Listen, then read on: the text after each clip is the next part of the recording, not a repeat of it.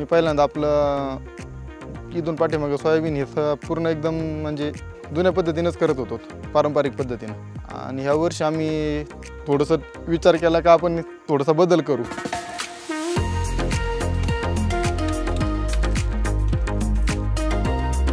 मी असं ठरवलं का आपण टोकन यंत्रावरती त्या पद्धतीनं करू। त्यासाठी आम्हाला वॉटर सेट थोडंसं मार्गदर्शन झालं। पेरणीचा खर्च वाचला प्लस बियाण्याचा खर्च वाचला। पेरणीचा असा वाचला का आम्ही हा टोकन यंत्र आणल्यामुळं ते घरीच केलं। आणि बियाण्याचं असं झालं का बियाणं पहिलं 25 किलो एकरी लागायचं, तर ह्यावेळेस बियाणं त्याच्यात 50%च लागलं।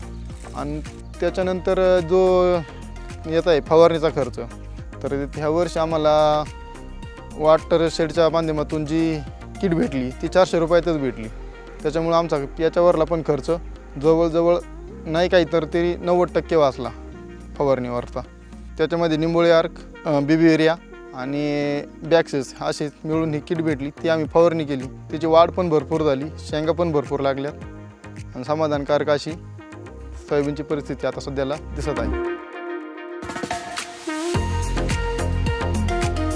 ट्रॅप लावले, त्याच्याबरोबर ट्रॅप भेटले चिकट सापळे आणि फेरोमेन ट्रॅप पण भेटले, ते पण लावले।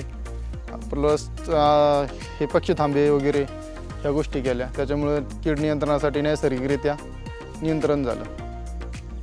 9 ते 10 हजार रुपये खर्च येत होता काढणीपर्यंत। आणि आता ह्या वर्षी असं वाटतंय का ह्या बाकीच्या याच्यामुळं पद्धतीमुळं आमचा खर्च बराचसा कमी झाला आहे। ह्या वर्षी 4 ते 5 हजार रुपये खर्च येईल असं वाटतंय। उत्पन्नाचं जर पाहिलं तर 7 ते 8 क्विंटल पहिलं आम्ही एकरी जात होतो पूर्ण याच्यामध्ये, म्हणजे पारंपरिक पद्धतीनुसार।